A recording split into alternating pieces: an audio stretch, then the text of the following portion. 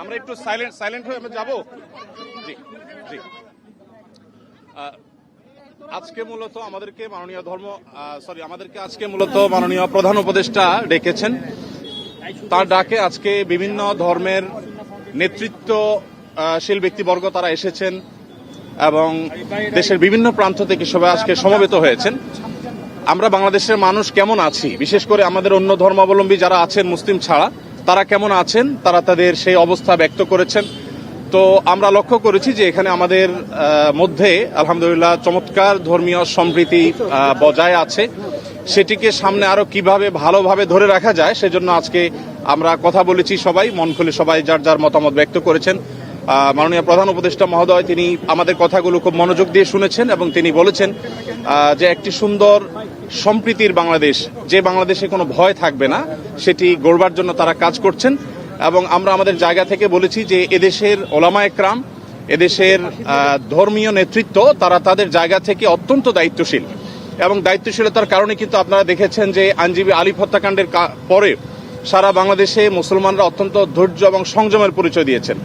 বিগত সরকারের শেষের দিকে আপনারা দেখেছেন ফরিদপুরে দুইজন মসজিদের নির্মাণ শ্রমিককে অত্যন্ত নির্মমভাবে অন্য ধর্মাবলম্বীরা হত্যা করার পরও গোটা দেশের মুসলমানরা অত্যন্ত সংযমের পরিচয় দিয়েছেন। আমরা এটিকে যেমন সাধুবাদ জানিয়েছি, ঠিক তেমনিভাবে এটিকে ধরে রাখবার জন্য সংগ্রাম চালাচ্ছি। এখানে সিনিয়র বিভিন্ন ব্যক্তিবর্গ ছিলেন, জাতীয় মসজিদ বায়তুল করমের সম্মানিত খতিব ছিলেন, আন্দরকুল্লাহ শাহী মসজিদের খতিব সহ অন্যান্য ব্যক্তিবর্গ ছিলেন।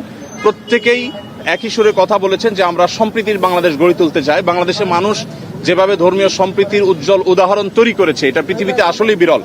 কোনো প্রপাগান্ডায় যেন আমরা কেউ কোনোভাবে পা না দিই এবং আমরা যেন সবাই ঐক্যবদ্ধ থাকি, সেজন্য সবাই এখানে কথা বলেছেন। মুসলিমরা ছাড়াও অন্য ধর্মাবলম্বী যে সমস্ত নেতৃবর্গ ছিলেন তারাও কথা বলেছেন। তো আমরা আশা করছি যে একটা সম্প্রীতির বাংলাদেশ যেটি ইতিমধ্যে আলহামদুলিল্লাহ আছে, সেটিকে আরো ভালো জায়গা আমরা নিয়ে যেতে পারবো এবং পৃথিবীর কাছে উজ্জ্বল উদাহরণ হিসেবে আমরা দাঁড় করাতে পারবো। এখানে প্রত্যেকে যার যার জায়গা থেকে চেষ্টা করেছেন এই কথা বলার জন্য যে আমরা শান্তি সম্প্রীতি রক্ষা করবার জন্য কাজ করছি। আমরা 5 আগস্টে লাইভে এসে প্রত্যেকে যার যার জায়গা থেকে আমরা সবাই কিন্তু মানুষকে সজাগ থাকার, সতর্ক থাকার এবং সংযমী থাকার, ধৈর্যশীল থাকার জন্য আমরা আহ্বান করেছি। এবং আলিফ হত্যাকাণ্ডের পরও আমরা প্রত্যেকে যার যার জায়গা থেকে মানুষকে সংযমী থাকার আহ্বান করেছি।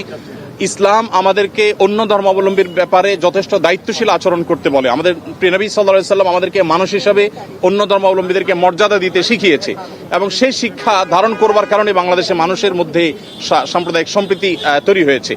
আমরা আমাদের আশেপাশের বিভিন্ন জায়গা থেকে সাম্প্রদায়িক সম্প্রীতির যে নাসিহা শুনে থাকি, উপদেশ শুনে থাকি, সেই সমস্ত জায়গায় যখন দেখি যে সংখ্যালঘুরা নির্যাতিত হচ্ছে, আঘাতপ্রাপ্ত হচ্ছে এবং দলে দলে তাদের উপাসনাগুলো ভাঙা হচ্ছে, আমার মনে হয় সেই জায়গাটাতে আমাদের মনোযোগ দেওয়া দরকার। আমাদের দেশে সংখ্যালঘু ভাইরা তারা নিরাপদ আছেন, আজ নিরাপদ থাকবেন, তাদেরকে নিরাপদ রাখবার জন্য আমাদের সরকার যেমন কাজ করছে, ধর্মীয় নেতৃত্ব তারা তাদের জায়গা থেকে কাজ করছেন।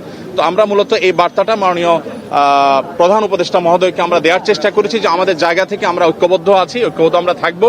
আমাদের হিন্দু, মুসলিম, খ্রিস্টান, বৌদ্ধ সবাই ভাই ভাই হয়ে আমরা এই মাটিতে আমাদের প্রিয় দেশকে এগিয়ে নিয়ে যেতে চাই। সেই জায়গা থেকে আমাদের মধ্যে কোনো প্রকার ফাটল নেই, আমাদের মধ্যে কোনো বিভেদ নেই। বিভেদ এবং ফাটল যারা দেখাবার চেষ্টা করছে তাদের সে মিথ্যা প্রপাগান্ডা যেন বিশ্ববাসী বিভ্রান্ত না হয়, আমাদের দেশের মানুষ যেন বিভ্রান্ত না হয়, আমরা সে বার্তাটি মূলত আজকে দেওয়ার চেষ্টা করছি। ধন্যবাদ। ভারতে বাংলাদেশের সহকারী হাইকমিশনে হামলার ঘটনা ঘটেছে এবং ভারত থেকে বাংলাদেশকে নিয়ে যে ধরনের অপপ্রচার চলছে, ভারতীয় আগ্রাসনের কথা বলা হচ্ছে, এই বিষয়ে কি বলছেন আপনারা? এই বিষয়ে কি বলবেন?